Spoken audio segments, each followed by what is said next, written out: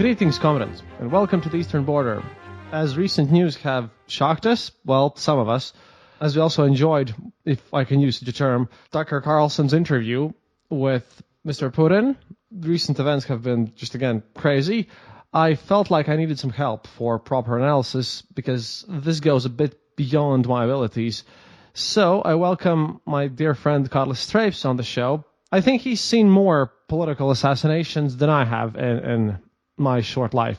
Perhaps. Hello. Hello. Was this a surprise to you? Well, in the sense that the day before, I saw him on television at a hearing, standing in his cage and laughing and smiling and everything. And then the next day to hear that he had died, that begs the question, of course, what exactly happened to him? And the Russians are never going to admit. Perhaps one of them went in and poisoned him or smothered him or did something like that. For him to just drop dead at the age of 47 seems a little suspect. But, you know, Russia is a country in which floors on high-rise buildings are tilted and window panes are very weak so that people can regularly fall out of high windows. This is a country which has gone to great length to, for example, to poison Litvinenko in London. They tried to get Skripal and his daughter and failed. This is a regime which does not tolerate any dissent whatsoever. And the one thing that I saw on the BBC last night when they were discussing Navalny's death was a scene in Moscow where there was a young woman holding up a sheet of paper that said, Alexei Navalny died today. That was all that was on the paper. Militiamen surrounded her, dragged her away. So, you know, this is a one-man dictatorship in Russia, and he tolerates absolutely no dissent whatsoever. He's been sitting in these shizo, like the special isolation chambers, in basically Siberian conditions. That definitely could have left an impact on his health. I personally think it could have been his horrible bad health, which just, bad health due to the fact that he's been sitting in these, on basically concrete floors and been dragged around prisons all this time. Or it could be poisoning. It doesn't really change the fact that it's still purely Putin's responsibility. Yeah, absolutely. I mean, we Latvians know what it's like out there in Siberia because we all had ancestors and relatives who got deported there in 1941 and 1949. And people writing memoirs, and Zitra Geka, for example, wrote a wonderful book about children who were deported there, all talked about how it was ridiculously cold in Siberia. It was very beautiful. It was starkly beautiful, but it was terribly cold, and they didn't have proper clothing the first winter, and so they had to swap things with the Russians to get some kind of warm clothing. So we all know what Siberia is, and I suspect that when we learned that Navalny had disappeared for a couple of days and then he turned up beyond the polar circle, I think many of us thought, well, that's probably the beginning of the end for him. Yeah, because he just randomly moved away there.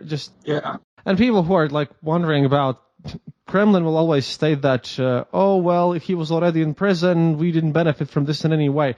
They never benefit from anything. They just, do these murders. They don't really care about who benefits. That's the thing that I think needs reminding, because the same thing was also said about Boris Litvinenko and many other people. Yeah, I mean, I've seen a lot of discussion on the internet today about why Navalny went back to Russia, knowing what would happen to him after he went to Germany to be rescued from the poisoning. And my view of the matter is this. Volodymyr Zelensky refused to flee from Kiev once the invasion started. He said, I am in the right place right now. Similarly, I think Navalny thought that his right place was back at home, even if that meant that he was going to be in prison, because he realized, and I think he was right in realizing that he, as a symbol, he is going to be much, much greater than as a human being.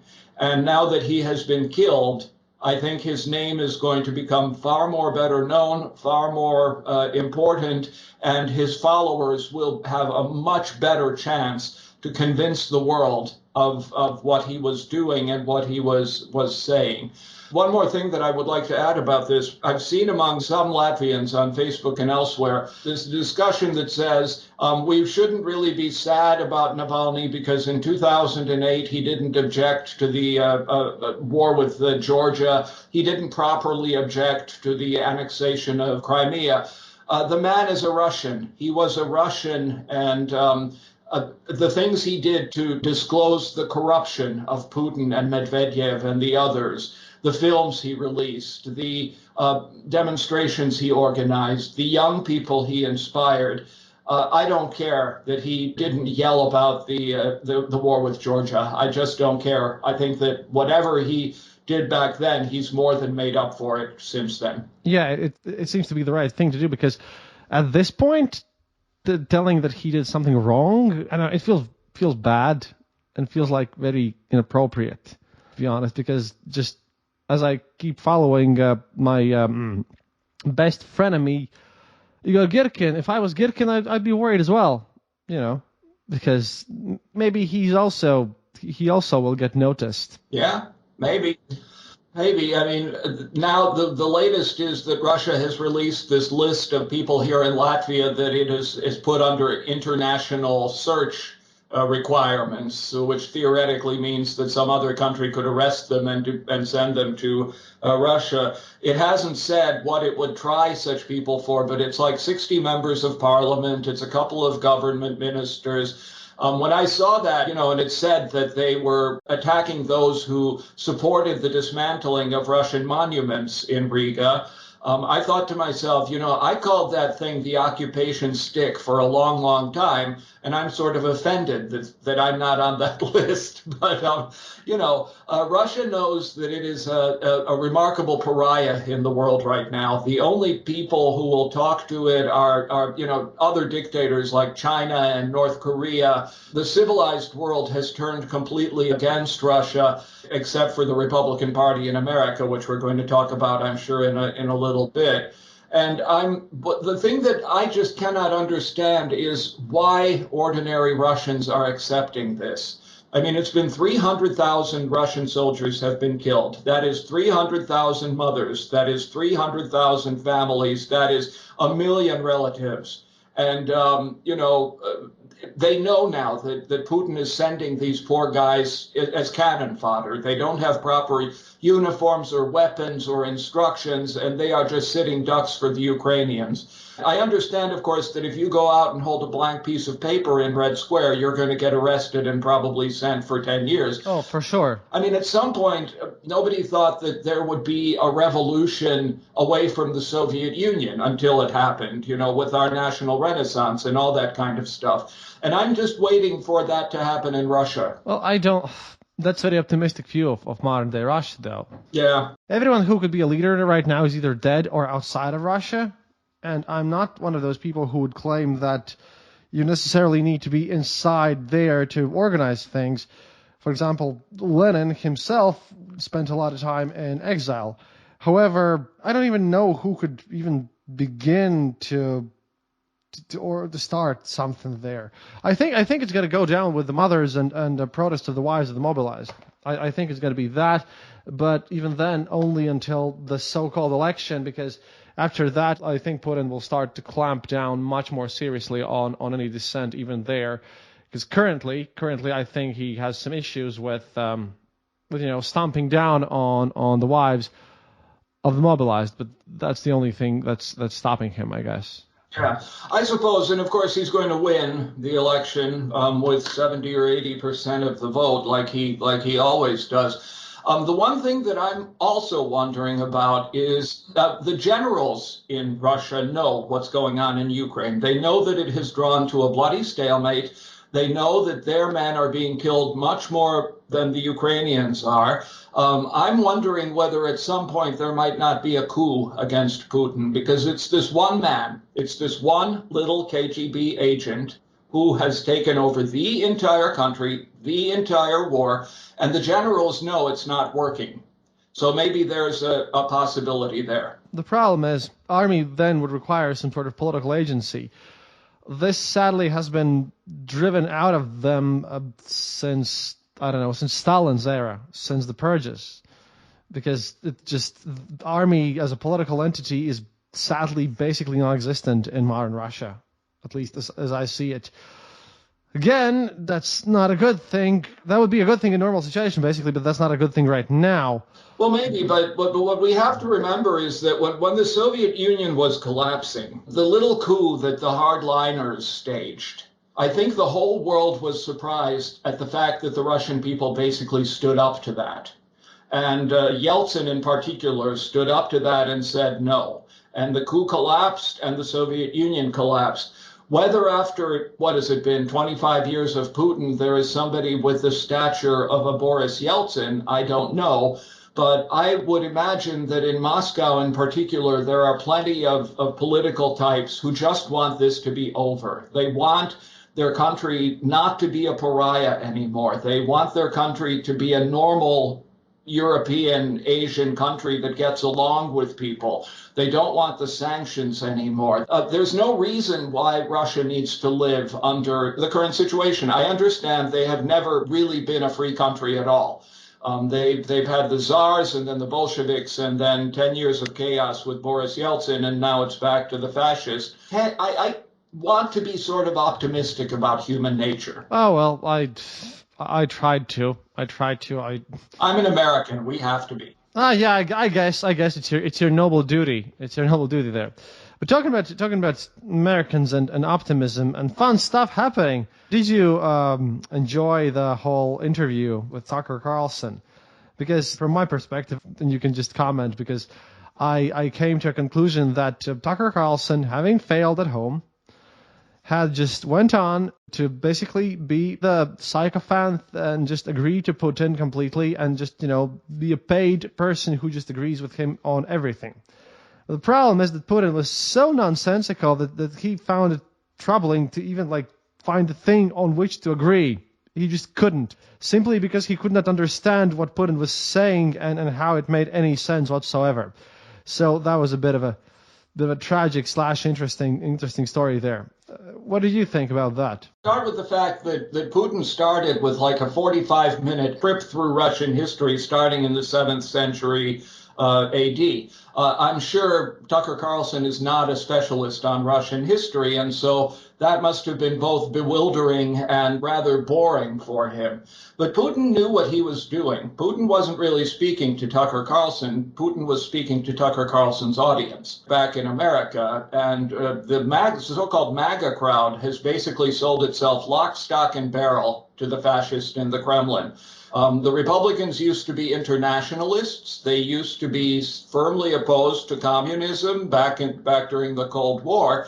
But then along came Trump, who spent his 4 years licking the ass of Vladimir Putin, in one infamous case in Helsinki, telling the world and the press that on the question of Russian interference in the 2016 election, he chose to believe Putin and not his own CIA and National Security Agency.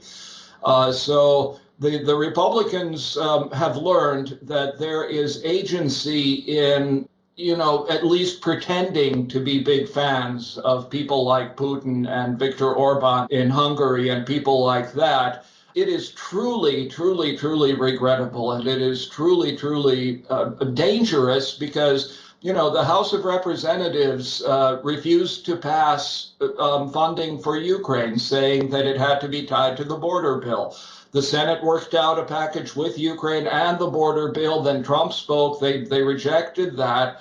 Now the House Republicans are saying that there has to be a border bill before they'll even think about Ukraine. And now they've gone off on a 2-week vacation. No hurry. Wait, it's a 2-week vacation. Yeah. They haven't passed this year's budget yet. Why am I suddenly feeling sad now? Oh, because of all the stupidity. Yeah. I think, I've read a bunch of Russian commentary on this, Russian opposition commentary on this, and they just keep saying that Trump really wants is just to make the situation super bad, because for him it works best if there is no solution found and there is just this border situation without any solutions. The worse, the better, so to speak. That is exactly right. The problem in the House is that the internal rules say that the only person who can bring a bill to the floor for a vote is the Speaker. Moscow Mike Johnson knows that if he put a standalone Ukraine financing bill on the floor, it would pass overwhelmingly. It would pass overwhelmingly with both Democrats and Republicans.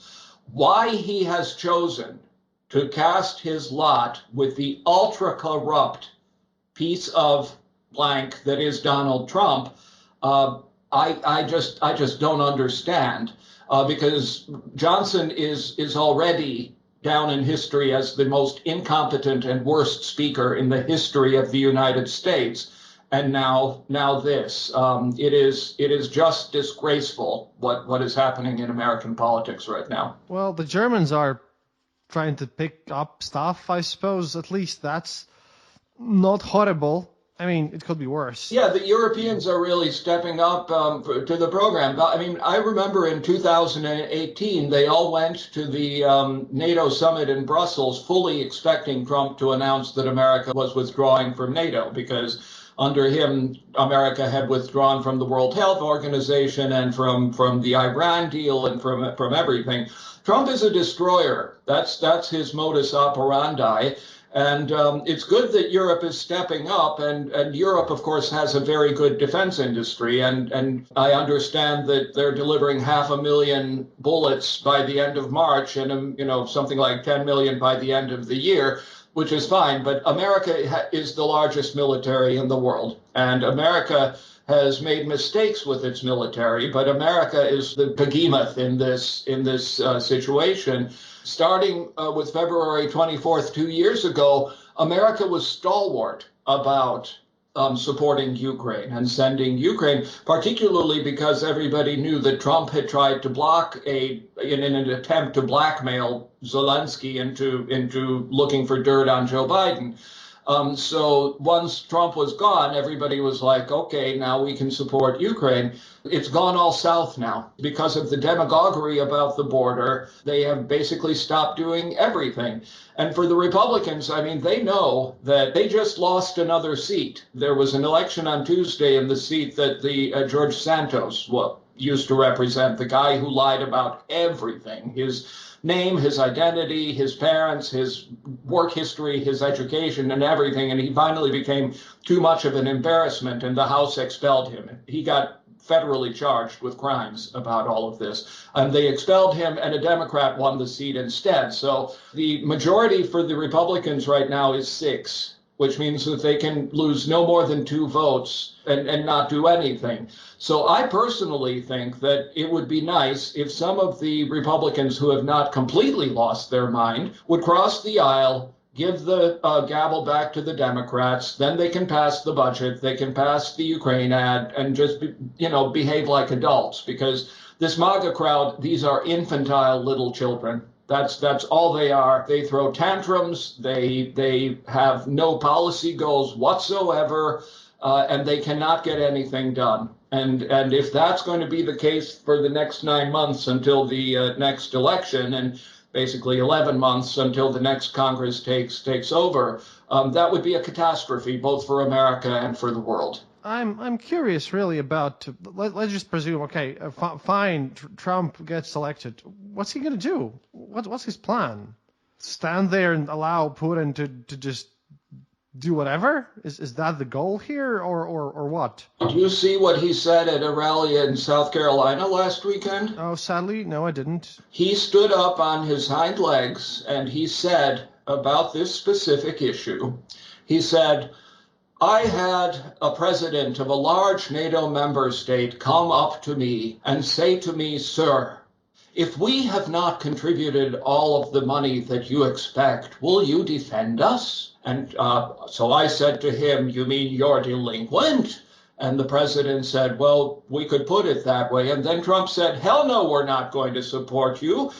In fact, I'm going to encourage them, meaning the Russians, to do whatever the hell they want to do to you. Problem here being, if we're talking about major NATO nations, all the nations that border Russia are paying their dues. It's impossible for large Western nations to get attacked who wouldn't pay their dues without going through here, because this is just. The point is, Trump keeps telling these stories about people coming up to him with tears in their eyes and saying, "Sir, how perfect you are, and how did we never understand that you were so perfect, and how did you get this done?" I mean, he's lying. He lies every time he opens his damn mouth. And he doesn't understand what NATO is. NATO is not a zero-sum game. NATO is not where if one country pays less, that causes pain to a different country. 18 out of 31 are now up to the 2%, which is the mark. But Latvia has 2.4% on military, and that's about €1 billion. France has 1.9%, and that is $59 billion. So it's not in the percentage. It's bigger, more wealthy countries and whatever, but it all goes into a common pot. The NATO budget, $3 billion of it, is what countries contribute for the central kitty, so to speak, to maintain the NATO headquarters in Brussels and the command structure around the world. The rest of the NATO budget is made up of member state military financing, and countries have been stepping up. Countries have been contributing. Countries have been helping Ukraine. Countries have been helping other parts of the world where there is necessity. But Trump believes that if a country is paying less than America is, that means that the country is cheating. And that's, Trump is a corrupt businessman. This is the only language he knows. He's basically a mafiosi. If you don't pay me, that means that you are bad and we are going to kill you. It would be best for the Americans not to elect this man again in November, not just for this reason, for a million other reasons. But, he has said that he will punish his enemies, by which he means anybody who has ever criticized him, and particularly anybody who has brought criminal charges against him in the past year or so. He has said that he will be a dictator on day one. He has said that he will staff the Department of Justice with sycophants and lackeys who will do his will and not the will of the American people. The fact that he is doing comparatively well in the polls, to me, basically is because people are uneasy about the fact that Joe Biden is 81 years old. Yeah, that's the biggest issue here. I mean, it's the United States of America. Like I mentioned in my episode about this, can you not find someone who's maybe just saying slightly more, competent or a bit younger, just asking for a friend? Are these two guys really the best candidates that the United States can present? Well, let's start with the fact that Trump is only 3 years younger than Biden. His dementia is much more obvious than anything of that type for Joe Biden. Joe Biden waited his turn. I mean, he was a senator for 40 years. He was Barack Obama's vice president. Shortly after he stopped being vice president, or before he stopped being vice president, his son died, and that was a terrible tragedy in his life. And that's why he decided not to run in 2016, which he could have done. The 2 years the Democrats controlled both houses of Congress, they got a whole bunch done. They had an assistance package for COVID. They have a huge infrastructure bill. They have passed bills to bring the manufacture of computer components back to America from China. The American economy is doing much, much better than anybody ever expected. Unemployment is down to 3%. GDP growth is around 3% annually. Inflation is down. The things that they did during those 2 years worked really well. And so no serious Democrat would dare to run against Biden on the idea that, well, dude, you're just too old. Let's give someone else a chance. That's not how American politics work. This is going to be a tough election anyways because of this stuff. As far as I get it, as I've seen, it's going to be pretty close. I think at the end of the day, when we get to November 5th and people seriously think about what the choice is, I think Biden will win with an even bigger margin than he did back in 2020, which was 7 million votes. I think it's going to be more because people are going to realize that the things that Biden and the Democrats did during those first 2 years have actually helped them. They've put money in people's pockets and people have found good jobs and all of this has happened. By November 5th, I am pretty sure that Trump will have been convicted in at least one of his trials, if not two. The one about stooping the porn star while his wife was at home nursing the baby and then lying about it and falsifying business documents to hide the payments and make them seem like something else. That's going to start on March 25th. That is a month and a couple of weeks from now. Wait, we're awaiting even more fun from that area. Yeah. That's a pretty straightforward case. It's clear that they paid the hush money to this woman and then hid it in bookkeeping documents, which is a crime with a potential sentence of 4 years in prison. That's going to go fairly quickly. There's currently, before the Supreme Court, Trump's last-ditch attempt to get the Supreme Court to say that he has complete immunity as an ex-president against all charges whatsoever. The appellate court slapped him down unanimously on this, and I suspect the Supreme Court is going to refuse to hear the case because I can't see the Supreme Court wanting to wade into such a ridiculous concept that an ex-president should have eternal immunity from anything he ever does, because what would that mean in the future? There's the case in Georgia where he tried to suborn voter fraud, where he said, guys, you only need to find me 11,780 votes.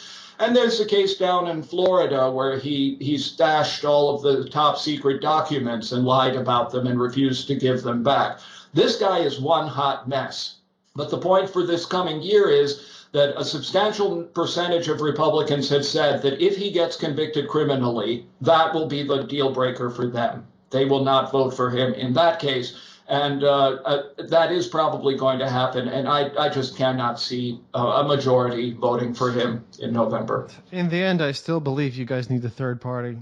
You definitely need something going on there eventually, because the world is balancing on some election that's going to happen in the United States, because, well, that is how the world operates, sadly. But there would be a legitimate third choice, a legitimate one. I think people would just pick that. That's true. But the general consensus in America, among sane people in America, is theoretically a good idea, but not this year. Because this year, there have been a couple of politicians who have thought about running as independents. That would take support away from Biden and not from Trump. Trump has his baked-in MAGA crowd.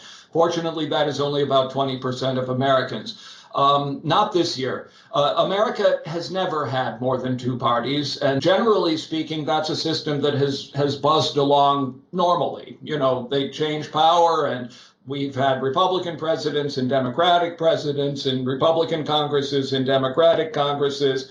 And until the mid-90s, there were no really lunatics in politics. 1994 was when the House, the Republicans took over control of the House for the first time since the 1950s. And there was a man called Newt Gingrich who became the speaker, and he told his troops that the only way to talk about Democrats is to demonize them, to call them crooked, to call them evil, to call them communists, to call them all these different things. And the Republican Party has gone downhill ever since. They went through a couple of speakers when they regained power after Obama had been in office for 2 years. John Boehner and then Paul Ryan, and Paul Ryan couldn't do it. And then, you know, they came up after the last election. Then they lost power again. But after the next election, they came up with Kevin McCarthy. It took them 15 rounds of voting to get Kevin McCarthy approved as Speaker. And then in October, because Kevin McCarthy worked with Democrats to pass the latest funding bill, they sacked him. And then it took them 3 weeks to get this magic MAGA Mike from Louisiana, who no one had ever heard of. He's a backbench Congress slug from Louisiana, and he is completely in over his head. He is a radical Christian nationalist. He is a homophobe. He is a bigot. That's what leads him, and that's why I'm really hoping that there's going to be basically a coup in the House of Representatives, because it just makes no sense. It makes no sense to have one party that is completely beholden to the most corrupt individual in American history, in the history of American politics. I mean, this guy is a mess. He just got a fine of well over $400 million for the fact that all his life he was a corrupt bandit and a mafiosi. More than $400 million. He is an adjudged sex offender. He is facing 91 criminal charges. And for an entire political party to be based entirely on the single question of supporting him is just jaw-dropping. In 2020, they didn't even have a party program. They decided at their convention that they weren't going to have a program where they're going to say, we want to do this, and we want to do this, we want to do this, we want to do that. No, we want to reelect Trump, and that's enough for us. I mean, that's not a political party. That's a cult. I cannot even fathom how can this is even going on. But there must be some original problems over there, so that people would vote for this stuff. I mean, it doesn't happen out of nowhere. I can tell you precisely what the problem is. It's called Fox News. Fox News, which was established by the illegal Australian migrant Rupert Murdoch, for a long time it had a slogan, fair and balanced. But Fox News' entire mission from the very beginning has been to prop up Republicans and to demonize Democrats. Just one example about this. I was in America once at a restaurant during the Obama administration, and the discussion on Fox News was about Michelle Obama's program trying to get children to eat healthier food and not to be obese and to exercise and all of this. And the whole tone of the conversation was, who does this elite woman think she is, telling ordinary Americans how they are supposed to raise their children? And the hosts on Fox News and also on talk radio, people like Rush Limbaugh and people like that, when there's a Republican president, any criticism of the Republican president is treasonous, it is unacceptable, it is un-American. If there's a Democratic president, nothing can be said good about the president if he is a Democrat. And Fox News is exactly a copy of Russian public television, which goes a long way to explaining why Putin manages to hold such deep control in Russia. He has his own propaganda network on Russian television, and Republicans have their own propaganda network with Fox News. Recently, there have been, wannabes, smaller television operations that are even crazier than that. They all got a bit of comeuppance a year or so ago when, after the 2020 election, they went all in on the idea that the election had been stolen and that there had been cheating and that Trump won instead of Biden, who actually won by 7 million votes. And among other things, they went hammer and tongs after Dominion Voting Systems, which is one of the companies that produces voting machines for American elections, and as far as I know, for Latvian elections as well. And they were saying that those machines had been corrupted by Hugo Chavez from Venezuela, never mind that he died 8 years ago, by communist China. There were bamboo strips that were being sent in, and specifically that the machines themselves changed votes from Trump to Biden. Understandably, Dominion sued for defamation, and Fox got hit for, I can't remember the specific sum, but it was somewhere around $800 million.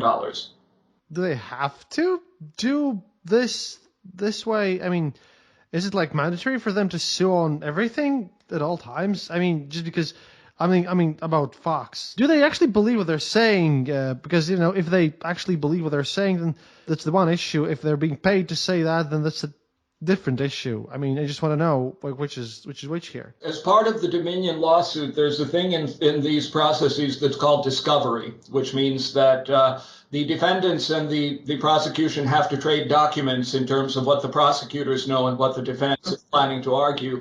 And during the process of discovery, the prosecutors and Dominion got huge piles of emails and other stuff in which the hosts from Fox News were saying about these claims of voter fraud and the election being stolen. This is bullshit. This is nonsense. Those people are crazy. Those people are insane. But that same evening, those same hosts went back on TV to keep talking about the same thing. They just can't help themselves. There's this woman named E. Jean Carroll, in America who sued Trump for essentially raping her in a department store back in the 1990s. And there was a specific law in New York which allowed women to sue their attackers even after the statute of limitations had run out. And she sued him, and the jury found that, yes, he had sexually assaulted her and awarded her $5 million. Now, Trump went to great lengths to say he had never met this woman, he doesn't know who she is, she's not his type, he would never go for such a woman, blah, blah, blah, blah, blah. But the woman, E. Jean Carroll, was convincing enough that the jury awarded her $5 million. The very next night, Trump was on television, on Fox News, and repeated all of the libel that he had said about her in the first place. I don't know her, she's ugly, she's lying, and so forth. So it went to a different jury, and this time the jury awarded her $83 million. Okay. Trump claims to be a billionaire. Well, I would presume that he is. I mean, I don't think he is. He's always lied about everything. And Fox News does very well. It has lots of advertisers. Sometimes it starts to lose advertisers when some of the hosts go completely overboard, and that is one reason why Tucker Carlson no longer works for Fox News, or faux noise, as I call it. He just was too much. But people like Sean Hannity and Gene Garofalo and Jesse Waters, I mean, they're just as bad. They are just as bad. They've been discussing things like Taylor Swift is a CIA plant. Okay. That's a cool conspiracy theory, actually. I mean, they will find the wrong version on any question whatsoever. I mean, this ruling by the judge about the fraud, you know, Eric Trump has been hysterical. Eric is the younger and the dumber son of the Trump family, has been on Twitter and elsewhere whining about how this was un-American and this was unacceptable. And he was particularly upset because he and his brother, Don Jr., also got hit with a ban on doing business in New York. And he was like, I never had anything to do with any about this. And all the witnesses said that I had nothing to do with this. On February 8th, the same Eric Trump on the same Twitter was bragging about our real estate projects in Dubai and wherever, and about how wonderful our team was in pursuing these projects and their success.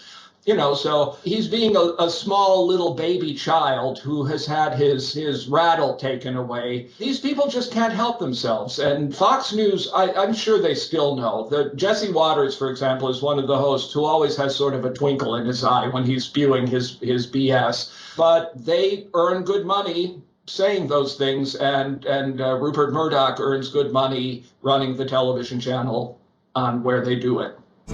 Hello there, and thanks for listening to another episode of The Eastern Border. Dear Patreons, thank you more than ever for supporting our show. Your donations are crucial to keep us going, and right now all of your money is going to securing good information for you and to fund Kristev's actual real-life mission to Ukraine to report to you live about the war that is going on there. Also, we would like to use this opportunity to urge you to donate to other organizations that are helping people escape Ukraine safely and to defend the country for those who decide to stay on the ground. One such organization we would like to highlight is the Defending Ukraine Together Come Back Alive movement. Launched in 2014, the Come Back Alive became the biggest organization providing support to the armed forces of Ukraine. You can donate directly from their webpage, comebackalive.in.ua. Remember that no donation is too small. In this situation, every dollar matters, every cent matters. If you're uncomfortable with giving money to war, they do have a position on their website that they are providing Ukrainian army with laptops, lights, photo equipment, cables, and is not purely military. Perhaps that might change your mind, but remember you can also donate to strictly humanitarian organizations such as the Red Cross and others that are helping people escape Ukraine safely. Please also keep following us on social media for all of your latest updates on Eastern Border on places like Twitter and Facebook. Keep listening, keep yourself informed. That's all from me now. See you online.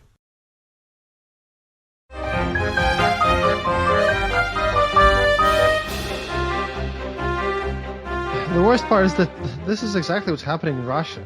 I mean, this is how Russian propaganda works. I'm really, by the way, curious, what is the Sputnik guy going to say? Because if you heard, we have a defector. We have a person from Lithuania who used to run Lithuanian Sputnik, the propaganda channel there, and he's apparently given himself up to Latvian authorities. So who knows what he's going to say. Yeah, and also, who's going to listen to what he has to say? I'm sure the powers that be at Russian state television are already writing scripts about what an awful person he is and what a liar and how terrible he is and blah, blah, blah, blah, blah, blah, blah. Yeah, of course he's going to be hated inside of official Russian media, because everyone is all the time. It's just that I have stopped even taking whatever they say seriously, because I haven't seen anyone being able to just deny everything to such a degree. Any form of reality that exists can be denied and substituted in Russian propaganda. I couldn't even realize how insane this can get, but yeah. And they can only do it because they have a willful audience for this kind of stuff. One thing that we need to remember here is that in the parliamentary election that we had year before last, in Daugavpils, the parties Saskaņa, the Latvian-Russian alliance, and the party Stability got more than 50% of the vote from citizens of Latvia. More than 50%.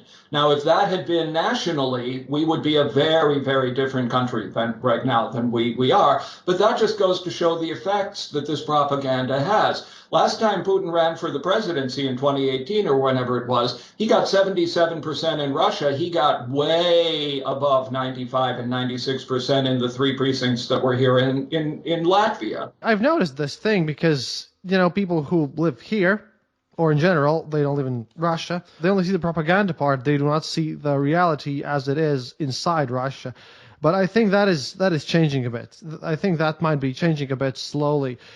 For one, when we were talking about this, I don't really think there's going to be an election happening even outside of Russia.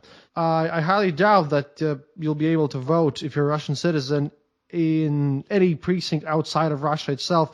Because, again, I think Putin's getting more and more paranoid, and it would look really, really bad if he would lose.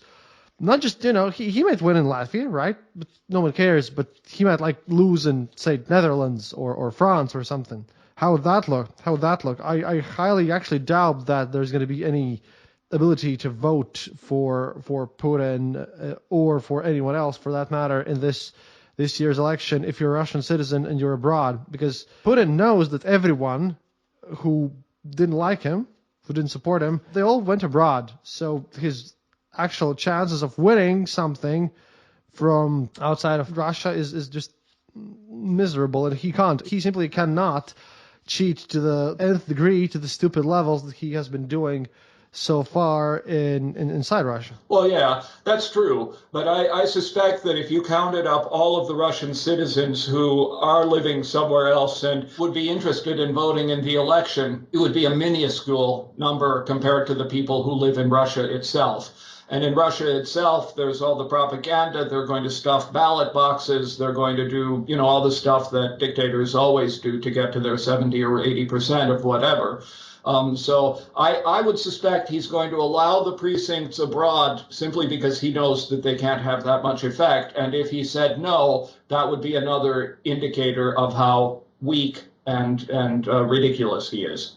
I already find it funny that they even changed the constitution by allowing voting in 3 days? Yeah. In just some random locations, no less, in Russian, there is saying "голосование на пеньках," which translates to voting on chopped off trees. The little stubs. Americans have this in Chicago when it was a very, very much a democratic machine. There was a saying, "Vote early and vote often." How do you keep optimistic about all this situation? What keeps you going? Because currently, from what we're talking about, I don't really see anything that would improve my day that much, to be honest. It was +7 outside today.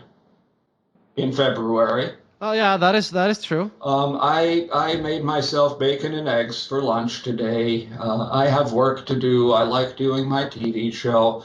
I am currently under 4 months of censorship at my TV show because we're having a European election and I'm supposed to be neutral during all those 4 months. But I like doing my television show. And at the end of the day, I want to think that good people are in greater number in our world than evil people. You know, it may seem otherwise. A good example is what's going on in Gaza right now, where if you talk about the civil rights of Palestinians and human rights, then people will call you an anti-Semite. And if you say that Israel has the right to defend itself, you're going to be called an Islamophobe and a Muslim hater. And what's lost in there is the ability to discuss this question seriously, because as far as I personally am concerned, and I don't talk about this in public very much, Israel has committed genocide in Gaza. There's no question to me about that whatsoever. They've destroyed 3/4 of all the buildings. Almost everybody has become a refugee in a place where there is no escape. It's a closed zone. And now they're in the city of Rafah, where the Israelis told them they were going to be safe, and the Israelis are now attacking Rafah. As far as I'm concerned, that represents genocide, and the International Criminal Court found that there were elements of genocide in what Israel is doing. What it's been doing in the West Bank, as far as I'm concerned, is apartheid. They've been tearing down Arab villages and building Israeli settlements instead, just like South Africa used to do with its black residents. Just kick them out and take their land and do whatever. I fully appreciate Israel's need to defend itself, but another element in Israel is that this war has been a real blessing for Benjamin Netanyahu, who, apart from this war, is almost certainly going to be convicted of massive corruption at some point in the foreseeable future. And he's holding that back. And I suspect every time he goes on television and says, no, the war is not over, we're still fighting, we're going to keep fighting for months and months, that's one of his primary considerations. Bibi is hated by, well, mostly everyone. Benjamin Netanyahu managed to get such a unity, like previously unseen unity in the Knesset, just so that everyone really united to finally get him out of office, and then boom, things happened. It's just... That's true. I mean, you talk about the complexities of a place with many different political parties. I mean, Israel is a place where Knesset elections always end up electing 15 or 16 different parties, some of them with just 1 or 2 seats, and then there's all this king-making, and there's this fundamental split between Orthodox Judaism and Reformed Judaism, and how they view the rest of the world. And but in a way, I really, really love following Knesset and what's going on there, simply because if we would ever have anything remotely resembling a world government, where all of the nations of the world will be represented, then Knesset is the closest thing to a model of that we have. Because of how Israel was founded, they all had to come together from all over the place. So I kind of think that what they're forced to do is they're forced to talk and discuss things. They're not very good at it, though. They're not very good at it, but they're trying. Latvia, during the first period of its independence, the first election that our parliament had in 1923 had German parties, Polish parties, Russian parties, Jewish parties, and it was a Tower of Babel. People in the first couple of sessions of the parliament talked all kinds of different languages, including Hebrew and Yiddish. That's true.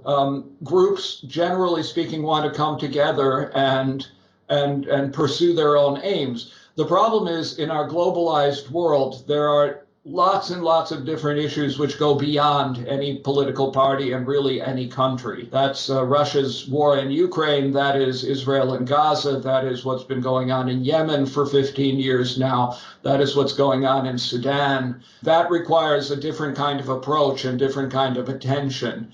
The world's primary organization to deal with this kind of stuff, which is the United Nations, has become completely paralyzed simply because Putin has the veto in the Security Council. One thing that definitely has to change after this is the United Nations. There, I have to agree with you, because it's just, what's the point? At least I understand the viewpoint. We need to have some way of communicating even with the worst dictators, right? We need a way how to talk to them. might not like it, we might be against it, but we just need some form of talking to them. Otherwise, they'll just go and do utterly crazy stuff.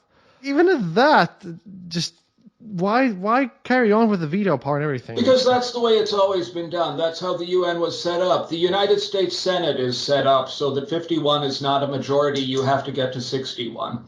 Or 60 because of the so-called filibuster.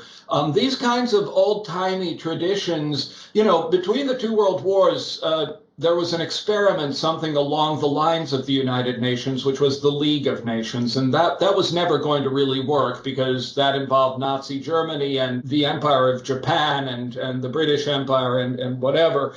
But that was the first place where they tried. And they did get some things done, and the United Nations, God knows, has gotten a whole lot done. I mean, through UNESCO and UNICEF and its various agencies. It has been a blessing for the world, really, the United Nations, more than a problem. But when it has to deal with wars and political issues, it's basically paralyzed now. I don't see how that's going to change anytime soon. But first of all, I think war needs to be won, and this is the thing that I've been poking at all the time, which I try to popularize all the time. Is that this could have gone completely differently if everyone had just delivered all the necessary aid right when it was needed at the time when it was most needed. Mm-hmm. I think the biggest issue is that we won't deliver F-16s, and then we do, and then we won't deliver tanks, and then sitting and talking and mumbling about how just not to escalate. Well, everything's escalated already. If you look at Russian media at this point, they already claim that they're at war against, well, whole rest of the planet anyways. So what's the point? It's just such a crazy kind of situation. I personally think the conflict won't end until Putin dies. It's his personal war. And then what comes after him, there's nobody in the civilian world in Russia. I think there's going to be a military coup and then a military government for a while. But then the question is going to be whether the military government is one which wants to come back into Russia and stay in Russia, or whether it wants to engage in mischief somewhere else in the world. For the time being, I mean, Putin said in that interview with Tucker Carlson that he would be ready to sit down at the table and negotiate an end of the war tomorrow if he's allowed to keep the Donbass and Crimea. And, Zelensky could never in a million years afford to say, OK, take the Donbass. The Crimea is a different thing, but take the Donbass, which is 20% of Ukrainian territory, particularly because doing so would mean that next time Russia has a leader like Putin, they would come back and try again. I still believe that Russia is going to implode eventually. I mean, Ramzan Kadyrov is working really hard on that, so... We will see. The Soviet Union was a giant on clay legs throughout its entire existence and managed to hold on for much longer than most people thought it would. And what brought it down at the end of the day was Gorbachev's decision to implement glasnost and tell people to talk about things they didn't like. And it very soon became clear that people didn't like the Soviet Union as such. And the speed at which the Soviet Union unraveled and the Baltic countries regained their independence was really jaw-dropping. But what I found interesting is that I read, I think I have it here, I have Gorbachev's book on what is perestroika and what is this glasnost thing, about how he really truly seems to believe in this new form of communism, I think he truly believed that people wanted communism. When the Latvian Popular Front was established in 1988 at its first Congress, what it was talking about was a more sovereign Latvia within a more democratic Soviet Union. And both sides thought that for a while. But by the second Congress in 1989,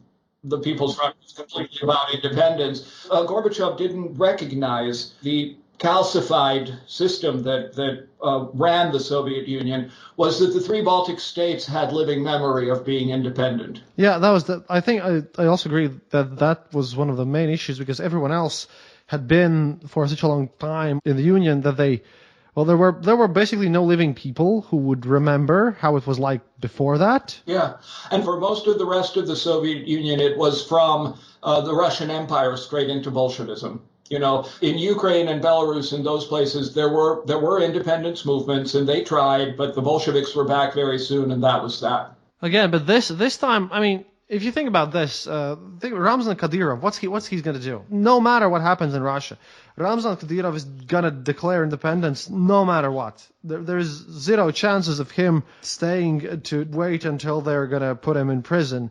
And they will put him in prison, again, no matter who even gets power there. Yeah, but I mean, Ramzan Kadyrov is hardly an example of a positive figure in politics. I mean, the guy is a maniac. Well, he has...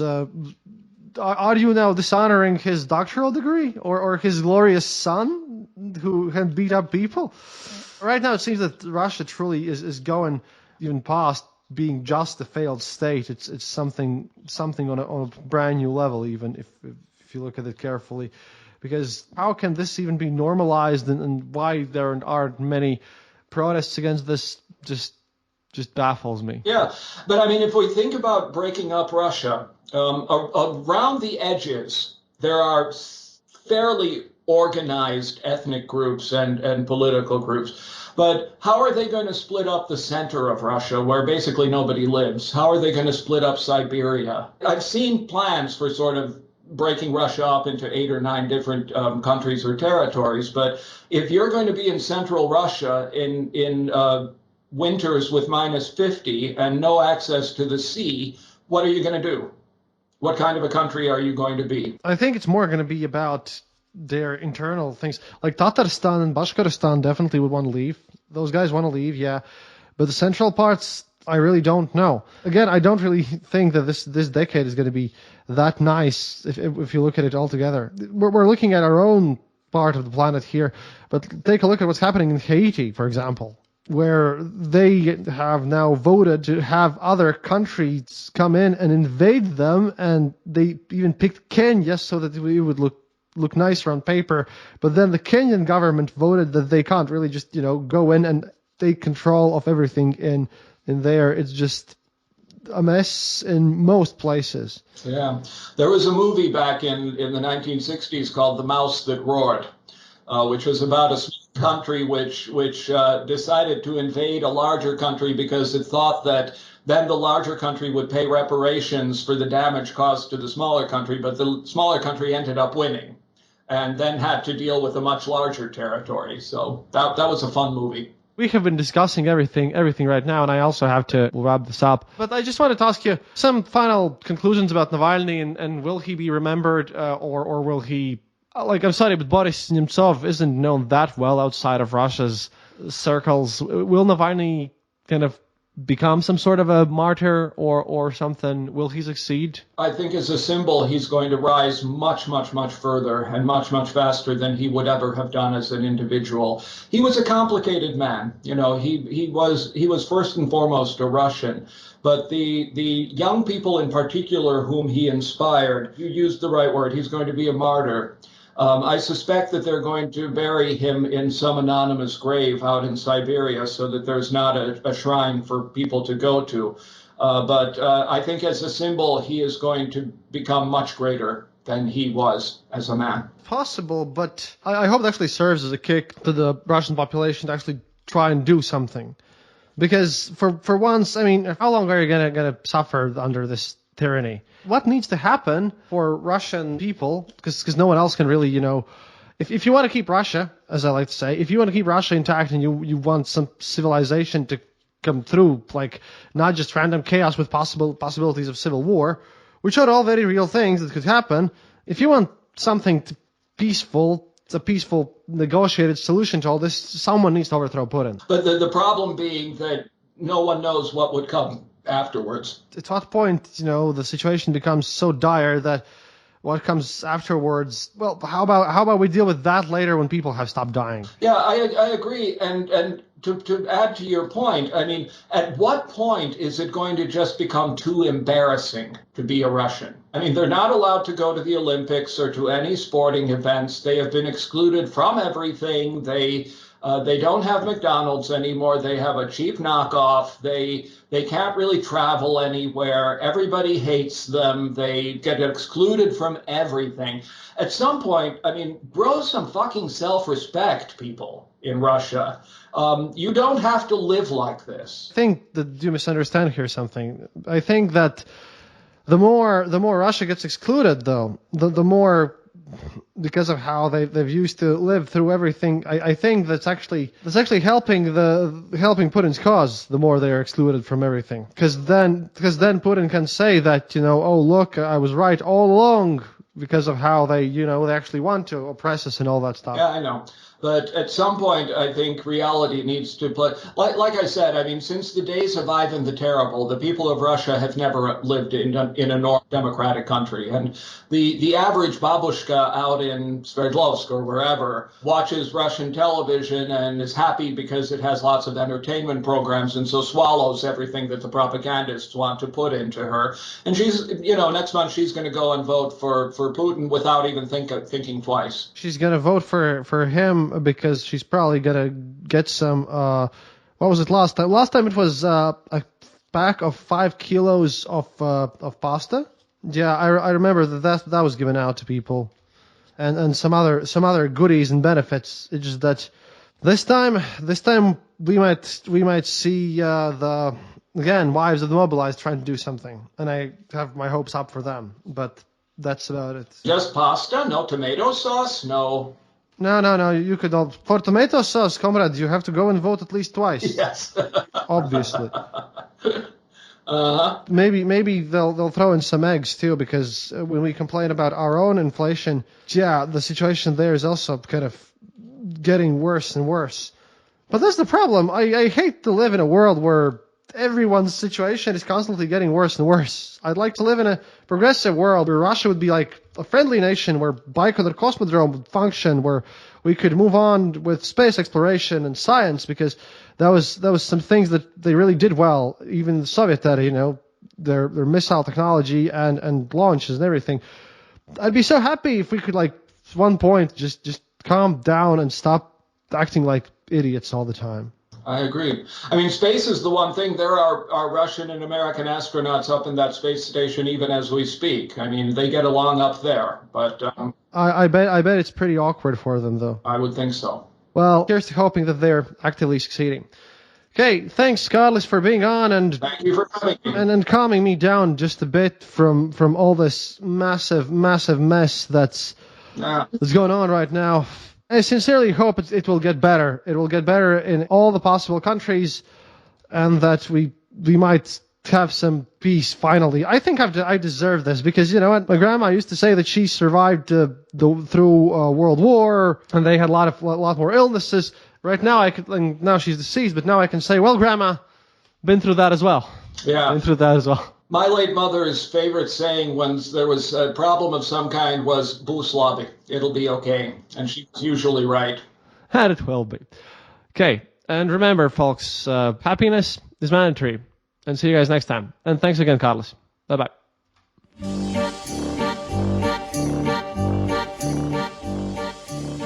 Thank you for listening to the Eastern Border Show. If you have any questions or comments, go to our website, theeasternborder.lv, and leave a comment there. Or email us at theeasternborder@gmail.com. We'll be sure to answer. You can also follow us on social media and contact us there. If you enjoyed this episode, then leave us a review on Apple Podcasts and tell your friends about us. It really helps us grow the show. And remember, happiness is mandatory.